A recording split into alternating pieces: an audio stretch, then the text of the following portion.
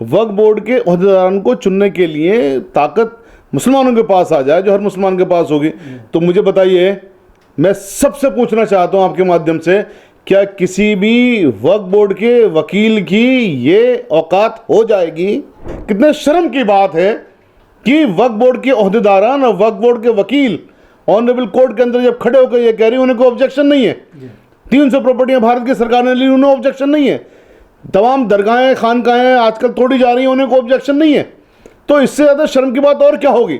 अगर आपके पास इतनी ताकत नहीं है, आपकी सरकार के पास इतनी ताकत नहीं है कि वो इन चीज़ों से लड़ सके या कानून का पालन करवा सके, तो रिज़ाइन कर दें। चीफ मिनिस्टर साहब क्यों नहीं करते रिज़ाइन?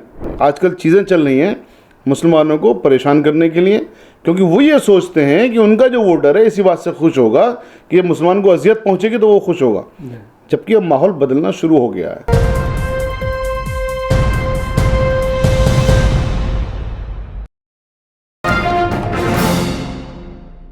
G20 के नाम पर दिल्ली में अक्सर ये देखने में आ रहा है आजकल, मसाजिद और मकबरे, खानकाहें, दरगाहें खूब निशाने पर हैं और उसके नाम पर लगातार सफाई चल रही है। दिल्ली वक्फ बोर्ड के ऊपर इस पूरे मामले में कहीं ना कहीं वो कटघरे में खड़ा हो रहा है, सवाल खड़े हो रहे हैं। आज तिकोना पार्क, तिकोना कब्रिस्तान निज़ामुद्दीन बस्ती निज़ामुद्दीन में है, उसमें आज कार्रवाई की गई। कोर्ट ने ऑर्डर किया था 24 तारीख को, दिल्ली हाई कोर्ट ने, कि वक्फ बोर्ड ने कंसेंट दी है और वक्फ बोर्ड के लोग रहेंगे और उनके सामने जो अनऑथराइज कंस्ट्रक्शन है, एंक्रोचमेंट है, उसको साफ़ किया जाएगा। सुबह से ही बिल्डोज़र आज वहाँ पर पहुँचा और तमाम जो दरगाहें हैं पुरानी, उनकी जो बिल्डिंग्स हैं उनको तोड़ दिया गया। एक पुरानी मस्जिद है, उसकी टीन शेड, उसका दीवारें भी जो है वो तोड़ी गई हैं। इस पूरे मामले पर हमारे साथ बात करने के लिए मौजूद हैं एडवोकेट मोहम्मद शाहिद। ये अक्सर कई दफ़ा इन्होंने वक्फ की प्रॉपर्टीज़ को लेकर कोर्ट का दरवाज़ा खटखटाया है और उसमें कामयाबी भी मिली है, लेकिन फिर कहीं ना कहीं कोर्ट के ज़रिए सवाल किया गया कि आप किस अथॉरिटी से आप कोर्ट में आए हैं। वक्फ बोर्ड एक बॉडी है सरकारी, वो आएगा, वही इन पर जो है अपना दावा ठोक सकता है। शाहिद साहब, क्या कहना चाहेंगे? 24 तारीख को जो ऑर्डर आया, आपने पढ़ा उस ऑर्डर को, लेकिन एक तरह से कहीं ना कहीं दिल्ली वक्फ बोर्ड ने पूरी तरह से फ्री हैंड दे दिया। हालांकि इस पूरी प्रॉपर्टी को लेकर डिस्प्यूट चल रहा है दिल्ली डीडीए और वक्फ बोर्ड में। जी बिल्कुल, आपने सही कहा। जो ऑर्डर, जब ऑर्डर को पढ़ा जाता है, जिस ऑर्डर में लिखा हुआ है उसमें ये लिखा हुआ है कि जो वक्फ बोर्ड के काउंसिल्स हैं उन्होंने ये कहा कि वो सेटिस्फाइड हैं जो गवर्नमेंट एक्शन ले रही है उससे। ये ताज्जुब हो रहा है इस बात पर कि वक्फ बोर्ड के काउंसिल्स इस तरह की बात कैसे कह सकती है ऑनरेबल कोर्ट्स के अंदर कि सेटिस्फाइड है। तो जो भी कुछ सरकार कर रही है और वक्फ बोर्ड अगर उसको कह रहा है कि वो सेटिस्फाइड है, तो फिर बात क्या रह गई? जैसा आपने अपने उसमें भी कहा भी ओपनिंग वर्ड्स में, शकील भाई, हमने जब 300 वक्फ प्रॉपर्टियाँ जो भारत की सरकार ने एक्वायर कर ली थी उनको हमने चैलेंज किया। दिल्ली की 300 वक्फ प्रॉपर्टियाँ जो 123 से अलग हैं वो, और उसमें जस्टिस गीता मित्तल साहिबा ने बड़े अच्छे ऑर्डर्स किए और वो प्रॉपर्टियाँ गवर्नमेंट के चंगुल से निकलने वाली थी। तब इसी वक्फ बोर्ड ने दिल्ली हाई कोर्ट में खड़े होकर ये अल्फाज कहे थे कि साहब, शाहिद साहब के खलीफा लगे हुए हैं वक्फ बोर्ड के। वक्फ बोर्ड तो सरकारी संस्था है, शाहिद साहब के पास तो सरकारी पावर भी नहीं है, तो किस हक से इन्होंने पिटीशन डाली? ये वक्फ की प्रॉपर्टियाँ थी, सरकार ने ले ली, हमें कोई ऑब्जेक्शन नहीं है, इनको क्या ऑब्जेक्शन है? तो ये वक्फ बोर्ड की, हमें इन चीज़ों को नहीं भूलना चाहिए। इसीलिए मैं बार बार ये कहता हूँ कि वक्फ बोर्ड के ऊपर नज़र रखने के लिए, वक्फ बोर्ड की कार्यप्रणाली पर नज़र रखने के लिए एक मजबूत संस्था का होना ज़रूरी है। और देखिए, हमें सरदारों ने एक मौका दिया था, हमें एक रास्ता दिखाया था। 1925 में उन्होंने अपना गुरुद्वारा प्रबंधक कमेटी एक्ट बनवा लिया, जो आज तक हमारा नहीं बना है। यही अगर वक्फ बोर्ड का इलेक्शन होने लगे, वक्फ बोर्ड के ओहदेदारों को चुनने के लिए ताकत मुसलमानों के पास आ जाए, जो हर मुसलमान के पास होगी, तो मुझे बताइए, मैं सबसे पूछना चाहता हूं आपके माध्यम से, क्या किसी भी वक्फ बोर्ड के वकील की ये औकात हो जाएगी? मैं जिम्मेदारी के साथ अल्फाज कह रहा हूं, किसी भी वक्फ बोर्ड के वकील की या दूसरे ओहदेदारान की ये औकात, ये हैसियत, ये हिम्मत हो जाएगी कि वो कह दे कि साहब हमारी आप प्रॉपर्टियों को ले लीजिए, हमारी प्रॉपर्टियों को तोड़ दीजिए, हमारी मस्जिदों को, दरगाहों को, खानगाहों को तोड़ दीजिए? कितने शर्म की बात है कि वक्फ बोर्ड के ओहदेदारान और वक्फ बोर्ड के वकील ऑनरेबल कोर्ट के अंदर जब खड़े होकर ये कह रही उन्हें कोई ऑब्जेक्शन नहीं है। 300 प्रॉपर्टियां भारत की सरकार ने ली, उन्हें ऑब्जेक्शन नहीं है। तमाम दरगाहें खानकाहें आजकल तोड़ी जा रही हैं, उन्हें कोई ऑब्जेक्शन नहीं है। तो इससे ज़्यादा शर्म की बात और क्या होगी? मेरे ख्याल है इस वक्त ये जो वक्त है, ये वक्त है असली रेवोल्यूशन का, ये वक्त है असली उस क्रांति का, उस तहरीक का, उस आज़ादी की तहरीक का, जिस आज़ादी की तहरीक के लिए हम हमेशा से कहते आ रहे हैं कि आज़ादी का मतलब ये नहीं है कि आप सब अपनी बातें कहने के लिए आज़ाद हैं। बताइए हमारा वक्फ बोर्ड कहाँ आज़ाद है? वक्फ बोर्ड का चेयरमैन कौन होता है? उस गवर्नमेंट का जिस भी पार्टी की सरकार हो उसका कोई प्यारा सा, उसका कोई ख़ास आदमी, उसका एमएलए जो होता है वो उसका चेयरमैन होता है। वक्फ बोर्ड के अहदेदारान को कौन वो करता है? अपॉइंट गवर्नमेंट करती है, तनख्वाह भी गवर्नमेंट देती है। तो जब सारे का सारा गवर्नमेंट से है तो जाहिर है गवर्नमेंट के खिलाफ वो कैसे काम करेंगे?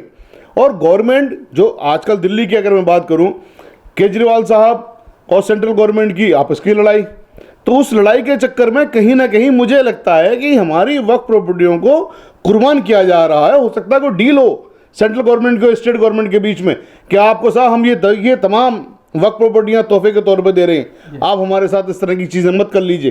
कोई ना कोई ऐसी हो सकता है डील हुई हो।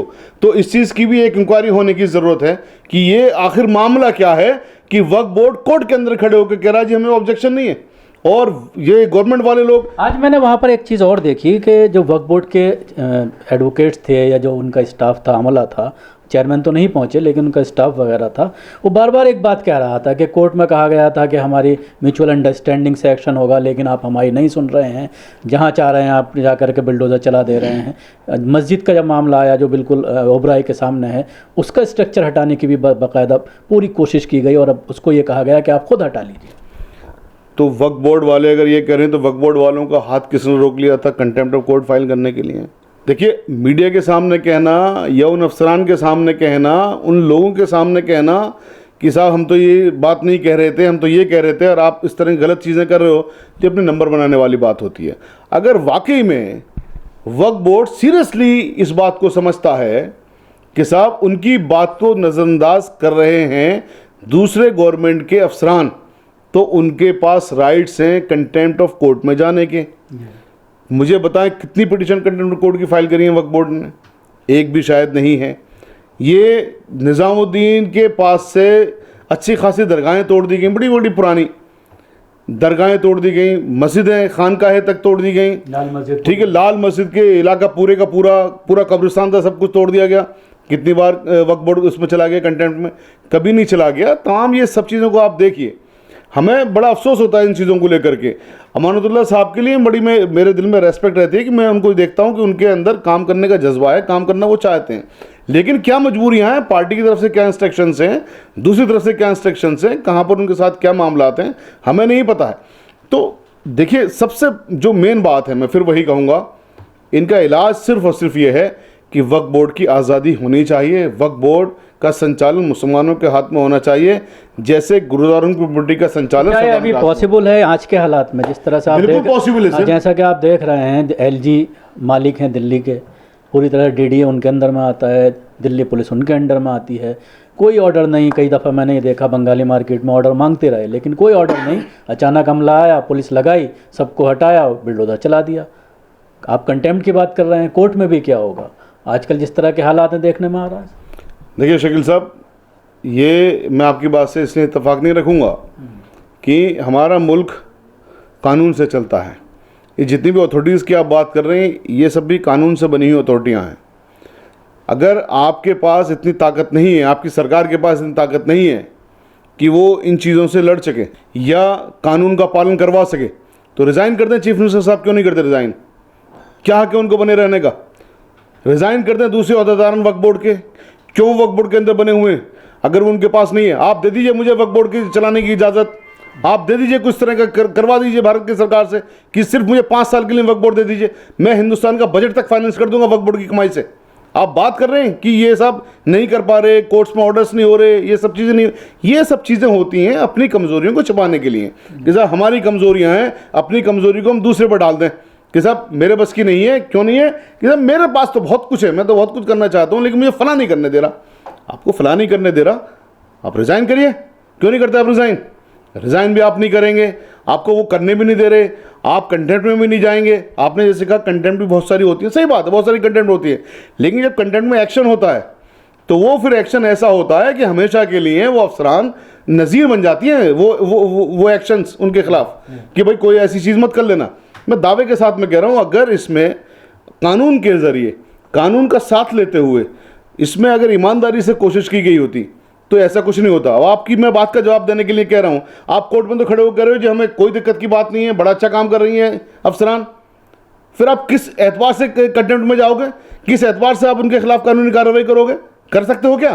तो ये अपनी कमजोरियां छिपाने के टाइटल सूट चल रहा है, ये 12.8 एकड़ ज़मीन है जिसमें ओबराय होटल भी आता है। जी जी जी। ये पूरा, लेकिन उसके बावजूद किस तरह से वक्फ बोर्ड कह सकता है कि आप हमारी प्रॉपर्टी पर आइए और डिमोलिश कर दीजिए?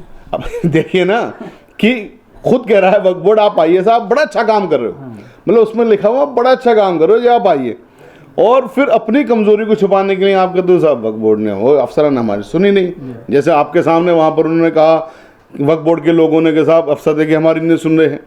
तो जब अफसर, आप कोर्ट में जब खुद कह रहे हो आप आइए तोड़िए साहब, आपका वेलकम है, ठीक है, आप सजा के उनको सब कुछ दे रहे हो, तो आप चोर से कह रहे हो मेरे घर में चोरी करने आ, और जब वो घर में आपके चोरी करने आ डीडीए के ऑफिसर ये कह रहे थे ये तो हमारी प्रॉपर्टी है, हालांकि टाइटल सूट चल रहा है अभी तक, इस ऑर्डर में भी लिखा हुआ है कि अभी तक ये फैसला नहीं हुआ है कि प्रॉपर्टी किसकी है। देखिए प्रॉपर्टी सिर्फ और सिर्फ वक्फ बोर्ड की है, डीडीए के अफसरान के कहने से कुछ नहीं हो जाता, या उसी तरह से आप कहिए कि साहब वक्फ बोर्ड के अफसरान के कहने से कुछ नहीं हो जाता। हमारे देश की सबसे बड़ी अदालत है honourable supreme court. Honourable supreme court ने एक बार नहीं बहुत बार, बारंबार ये बात कही है, once a Waqf always a वक्फ। कहीं पर दरगाह है, खानकाह है, मस्जिद है, वो वक्फ मानी जाएगी जब उनके हमारे पास में सनद भी है, उनके डॉक्यूमेंट्स भी हैं, उनकी बाकायदा डोनेशन की जो जो जो डीड बनती है, गज़ट हैं, डीड्स हैं, वक्फ डीड है हमारे पास में, वक्फ डीड भी हमारे पास हैं, गज़ट भी हमारे पास हैं, और वहाँ पर ऑनरेबल सुप्रीम कोर्ट का ये जजमेंट भी once a Waqf always a वक्फ। तो फिर क्या रह गया, किस आधार पर डीडीए कह रहा है कि नहीं? ये सारी की सारी जो दरअसल आजकल चीज़ें चल रही हैं मुसलमानों को परेशान करने के लिए, क्योंकि वो ये सोचते हैं कि उनका जो वोटर है इसी बात से खुश होगा कि मुसलमान को अजियत पहुँचेगी तो वो खुश होगा, जबकि अब माहौल बदलना शुरू हो गया है। हर चीज़ की इंतहा होती है, हर चीज़ की एक लिमिट होती है। G20 के नाम पर जिस तरह से पूरी कार्रवाई चल रही है कि ब्यूटिफिकेशन करना है, डेलीगेट्स आएंगे, होटल में ठहरेंगे, सामने गंदा लगेगा पूरा। देखिए इस्लाम तो कहता है सफाई के लिए, आधा ईमान है सफाई। सफाई को हमने कहाँ गुरेज किया, सफाई मत करिए, हम भी आपके साथ में सफाई करती हैं, हमें भी काम बताइए, लेकिन हमारी दरगाहों को उजाड़ के सफाई, हमारी खानकाहों को, हमारी मस्जिदों को उजाड़ के सफाई, ये कौन सी सफाई है साहब? हम तो आपसे नहीं कह रहे मंदिरों को तोड़िए, किसी हालत में नहीं कहेंगे हम तो आपसे नहीं कह रहे आप किसी दूसरे मज़हब की चीज़ों को तोड़िए, लेकिन सिर्फ आपको मुसलमानों की जो चीज़ें हैं उन्हीं को तोड़ने के बाद सफाई नज़र आती है। यानी कहीं पर अगर मस्जिद है वो मस्जिद नहीं होगी तभी सफाई मानी जाएगी, ये कौन सी सफाई है? इस सफाई को तो कोई भी नहीं कहेगा। अफसोस की बात तो यही होती है कि जो हमारे अहदेदारान हैं, जो हमारे लीडरान हैं, जब वो लीडरान ही अंदर से सांठ-गांठ करके बैठे हुए हैं इन सबके साथ में। हम इतने साल से एक्टिविज़्म में हैं, हमने अपनी आंखों से देखा है कि बड़े बड़े लोग, बड़े बड़े लीडरान, उनकी अगर हम वो अल्फाज में खैर टेलीविज़न पर नहीं कह सकता मैं, लेकिन मैं आपको इशारे के लिए बता रहा हूँ, उनको अगर हम सही मायने में देखें तो वो अंदर से उन्हीं का साथ दे रहे होते हैं जो ज़ाहिराना हमारे ख़िलाफ़ हैं। तो हमारे ख़िलाफ़ कोई भी नहीं है, बेसिकली जो हमारे लीडरान हैं वो हमारे ख़िलाफ़ कार्रवाइयाँ करवाते हैं ताकि उनकी लीडरी चलती रहे। एक चीज़ आखिरी सवाल करना चाहूँगा, जहाँ तक मुस्लिम लीडर्स की, मुस्लिम जमातों की बात है वो तो सब जानते हैं, लेकिन आम मुसलमान की अगर बात करें, बस्ती निज़ामुद्दीन बिल्कुल सामने है, बीच में बस सड़क है, कोई नहीं पहुंचा। कहीं ना कहीं ये देखने में आ रहा है कि आजमाया गया 2-3 जगह बुलडोज़र चला करके कि ये लोग तो आ ही नहीं रहे, अब जब चाहो जहाँ चाहो अपना जा करके बुलडोज़र चला दो, और वो चलाया जा रहा है। फेसबुक पर बैठकर, ट्विटर पर बैठ करके जिहाद चल रहा है, हम तुम्हारे साथ हैं लिखा जाता है और बाहर निकलना चाहिए, लेकिन कोई आता नहीं है जब इस तरह की चीज़ होती है। देखिए इसमें 3-4 चीज़ें, और आपने बहुत सीरियस क्वेश्चन किया है, तो मैं चाहता हूँ इसमें थोड़ा सा मैं आंसर भी आपको दे दूँ। 3-4 चीज़ें हैं। एक तो लोग डिसअपॉइंट हो गए हैं लीडरान से बहुत बुरी तरह से, क्योंकि जब जब लोग आते हैं लीडरान की कॉल पर, लीडरान उनको बेच देते हैं। जब उनको बेच दिया जाता है तो अपने आप को ठगा सा महसूस करते हैं मिसाल के तौर पर जैसे हमने किसी को वोट देके जिताया, उसको जिताया हम ना, जीतने के बाद में वो दूसरी पार्टी में जाके बैठ गया। जैसे अभी दिल्ली में हुआ था, काउंसलर एक साहब जीते थे वहाँ से आप पार्टी से, दूसरे कांग्रेस पार्टी से, दूसरे दिन वो आप पार्टी में चले गए थे। तो इस तरह की चीज़ें, तो ये मैंने मिसाल के लिए कहा। तो लीडरान को जब पब्लिक सपोर्ट करती है और वो लीडरान उनकी सपोर्ट को बेच देते हैं अपने ज़ाती फ़ायदे के लिए, तो फिर ये होता है कि साहब हम इनका साथ क्यों दें। दूसरी चीज़ क्या, दूसरी चीज़ ये है कि जो आजकल जो मेन वजह है आज की डेट में, जो एक पूरा प्रोपेगेंडा चल रहा है, प्रोपेगेंडा इतना ख़तरनाक तरीके से चल रहा है कि लोगों को जहनी तौर से इतनी बुरी तरह डरा दिया गया है, यानी जहनी ग़ुलामी से भी बहुत आगे तक की बात चली गई। ये उस वक्त की बात चली गई जब ये कहा जाता था किसी ने चंगेज़ खान के ज़माने में कि आप खड़े रहिए, मैं तलवार लेके आ रहा हूँ या आ रही हूँ घर से, आपकी गर्दन काटनी हो, खड़ा रहता था। तो उस तरह का ज़माना तकरीबन हमारे लोगों का, सब लोगों का जहन में इस तरह का डर भर दिया गया है। आज का ज़माना मेरा ख़्याल है इमरजेंसी से भी ज़्यादा ख़तरनाक वाला हो गया है कि लोगों को ये लगता है कि अगर मैं वहाँ पे गया तो मेरा पूरा ख़ानदान, उस पर पोटा लग जाएगी, उस पर टाटा लग जाएगी, उस पर NIA वाले उठा के ले जाएंगे, उस पर ED लग जाएगी, CBI लग जाएगी। तो इन्होंने जो इस तरह का एक टेरर का माहौल बनाया है, ये टेरर के माहौल में लोग किसी भी तरह से सोचते हैं कि भाई अब ठीक है, वो अल्लाह की चीज़ अल्लाह देख लेगा, मैंने अपनी चीज़ को देखनी है। और वो कहीं ना कहीं अपने फेवर में एक फाइंडिंग भी लेके आ जाते हैं कि साहब हज़रत ये जो मक्का मौज़मा का मामला है, जो आ रहा था राजा उसको शहीद करने के लिए, ठीक है, वो तमाम चीज़ अवाबिल उन्होंने उसकी हिफाजत करी, तो इस तरह की चीज़ें भी लोगों के दिमाग में आ जाती। तो ये सारी की सारी चीज़ें जब आदमी लेता है तो हकीकत बात यही है जो मैंने अभी पहले कही थी कि आदमी अपनी बुज़दिली छिपाने के लिए, अपनी कमियों को छिपाने के लिए फिर वो सहारा लेना शुरू कर देता है कि साहब मेरे पास ये स्केपगोट है, ये बच के निकलने का रास्ता है। बेसिकली मौत आपकी आनी हक है, हम बिल्कुल आके रहेगी, चाहे वो कभी भी आ सकती है। अगर हम ये सोच लें कि हमारी मौत कभी भी आ सकती है तो हमें फिर हक के रास्ते से कोई हटा नहीं सकता। तो बेसिकली इस चीज़ को लाने के लिए जो कौम पस्ता हालत में पहुंच चुकी है, हमें ऐसे लीडरान की ज़रूरत है, हमें ऐसे लोगों की ज़रूरत है, हमें ऐसे साथियों की ज़रूरत है जो हक परस्त हों, हक पर रहते हों। और जब लोगों को लगेगा ये कि हाँ भी ये हक पर रहने वाला है, तो मेरा ख्याल ये है कि इनकलाब दोबारा से आएगा और ये हालात हमेशा के लिए नहीं रहेंगे। इंशाअल्लाह इसकी भी सुबह होगी और जल्दी ही सुबह होगी इंशाअल्लाह। चाहिए साहब, बात करने के लिए बहुत बहुत शुक्रिया। जिस तरह से एडवोकेट शाहिद इस पूरे मामले पर बात कर रहे थे, उन्होंने कहा कि कहीं ना कहीं जिस तरह से कानूनी कार्रवाई वक्फ बोर्ड को इसमें करनी चाहिए, अपने आप को सरेंडर नहीं करना चाहिए, और अगर कोर्ट के ऑर्डर के ख़िलाफ़ जा करके DDA कार्रवाई करता है तो उसमें कंटेम्प्ट ऑफ कोर्ट का मामला बनता है। अगर इस तरह से कुछ अधिकारियों के खिलाफ कार्रवाई हो तो शायद इस तरह की चीज़ों पर अंकुश लग जाए। दिल्ली से कैमरा पर्सन फैज़ी के साथ न्यूज़ मैक्स के लिए शकील अहमद।